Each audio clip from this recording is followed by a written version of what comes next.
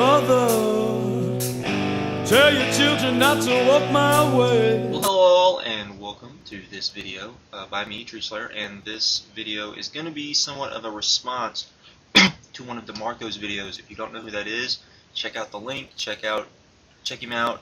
This won't be his latest video. This has been a video that I probably should have done about a week ago, but he did a video where he talked about the fact of politics, his view of politics and wrestling, and the fact that he'd been on both sides of it and all of that. So I just kind of responded and give him my take on politics and pro wrestling from a fan's view and from someone that's kind of watched it over the years. First of all, I'm going to say this, and people are going to kind of laugh at me when I say this, but I truly believe this. We as fans, I think, put too much emphasis on politics. I really, really believe that. And I know a lot of people are probably like, well, you just spent the last 2 days bashing on Triple H because of politics. Yes and no. My bashing on Triple H had less to do with politics. I don't think Triple H doesn't deserve to be in the main event, because I do think he deserves to be in the main event. I have no problem with that. My problem is the fact that he has a position in the company, and here's a guy who, in my opinion, from watching him and from reading about him and from what I've heard about him, and so that's all speculation, but has a very good mind for pro wrestling.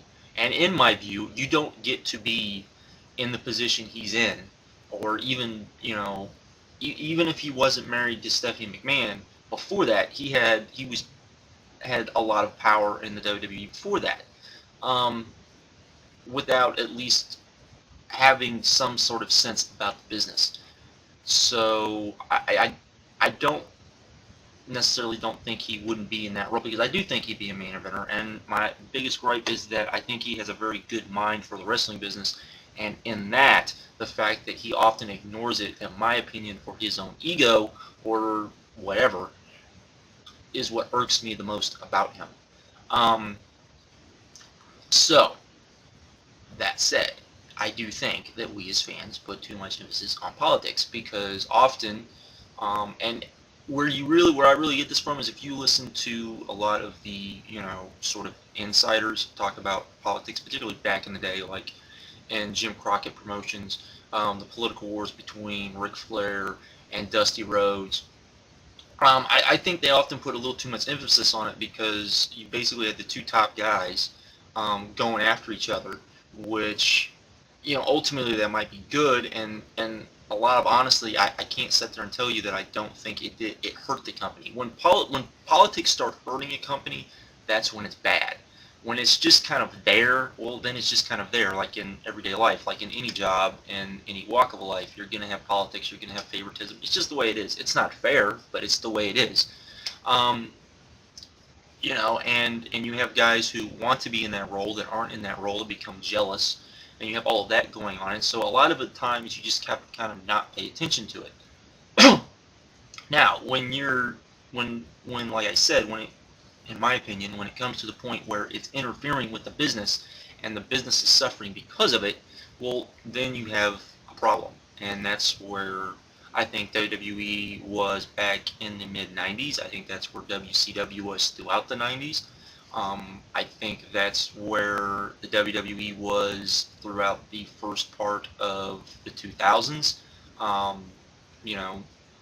Where I think politics, particularly after Austin and Rock left, I think there was just far too much political crap going on, and I think it hurt the company. And the fact that the young guys are not getting at least a sniff of being able to show what they could do, particularly when you have all these guys who are suspended and all of these guys that are hurt.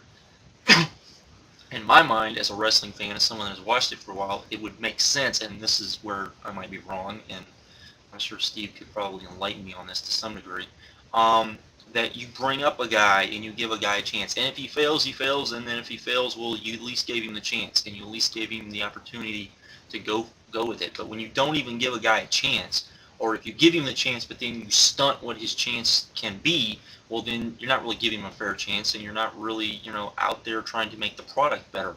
The stronger, in my opinion, the stronger the guys, as far as the talent goes, and the stronger you can make even the weakest guy on your talent roster look, the better it makes everybody else look.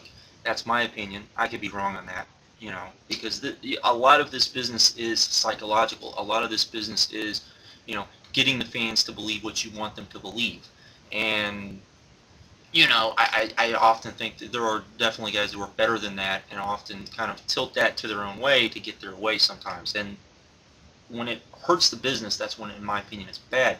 But sometimes you get political warfares and people pick sides, and I'm just like, well, it really doesn't matter. A great example of this was Bret Hart and HBK. I don't think either of those two guys are right. I don't think either of those two guys are wrong. I think Bret was being a bit of whiny baby, because he didn't understand why he should have to step aside and let HBK kind of see what he could do.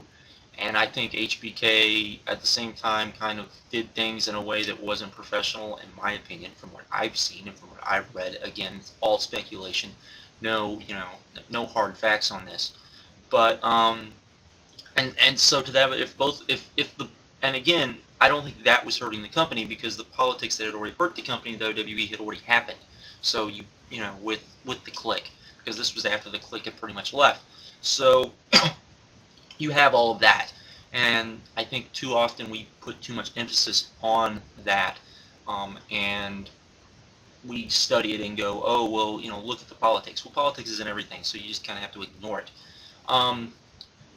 So that's what I have to say about politics, though I do think that the business has to be, I think an owner and the head booker have to be better at seeing when politics are hurting the business and hurting their company and getting in the way of things progressing in their company. And if that's the case, well then somebody does need to stand up and say, hello, this isn't good. But if it's just politics for political sakes, and it's just guys just being, just little bitches backstage about politics, well then, that's just life, and that's just the way things happen. That's pretty much all. I mean, I kind of ranted on this and kind of rambled a bit. But that's kind of all I wanted to say was I do think we put too much emphasis on politics, and that's pretty much it. And to DeMarco, I say this. You said you were going to do a vid, and I'm looking actually very forward to it because I'm curious about some things that you would say from a wrestler standpoint. And you said you were going to talk about ROH, TNA, and WWE. And really the one that I'm most curious about is Ring of Honor, because from a fan's perspective, we see one thing, and I can definitely see some things from a wrestler's perspective that they would see in Ring of Honor that they may not like, and that they may go, well, maybe this isn't so good, even though the fans like this. To that perspective, I'm really looking forward to that, because I do think that there are things, like I said, from somebody inside the industry that would look at Ring of Honor and kind of shake their head and say, the fans like this, but maybe it's not so good. Other than that, like I said, I just wanted to come on here and kind of give my views on politics. Again, I do think we put too much emphasis on it, though I do think it's something that I think if you're going to be someone that follows this business closely, you're going to be aware of it. But you need to also be aware of when it's a problem and when it's just politics for political for political stakes. I don't think I've ever come on here and talked about the political power that apparently Kurt Angle has.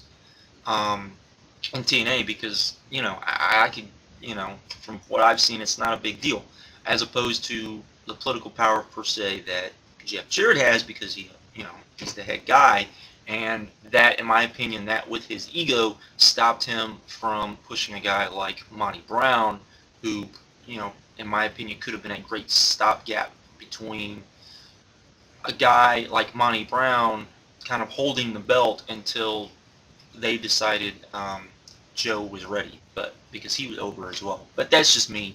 Like I said, I do think we put too much emphasis in politics, but I think it's something that if you're going to be someone that follows the business closely, you do have to be aware of it, because it can be detrimental to the business. So there you go.